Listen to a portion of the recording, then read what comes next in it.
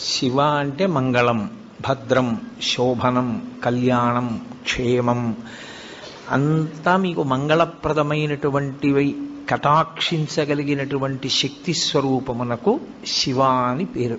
అందుకే శివునకు అమంగళమునకు సంబంధం ఉండదు. అసలు ఆయన ఎన్నడూ అమంగళము చేయువాడు కాడు. ఎప్పుడూ మంగళం చేసేవాడెవరో, ఎప్పుడూ భద్రాన్ని చేకూర్చేవాడెవరో, ఎవరి అనుగ్రహం చేత శుభ పరంపర మనకి కలుగుతుందో అటువంటి మహానుభావుణ్ణి శివ అని సంకేతిస్తాం. శివునకు ఒక రూపము కాదు, యథార్థమునకు అసలు పరమేశ్వరుడికి ఒక రూపం ఉంటే కదూ. కోటేశ్వరరావు అంటే ఏదో ఒక రూపంతో ఉంటాడు.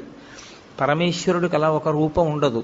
ఆయన చేసినటువంటి చేష్టితముల వలన భక్తులను అనుగ్రహించాలనేటటువంటి ఆయన యొక్క కారుణ్య తీవ్రత వలన ఆయన అనేక రూపములను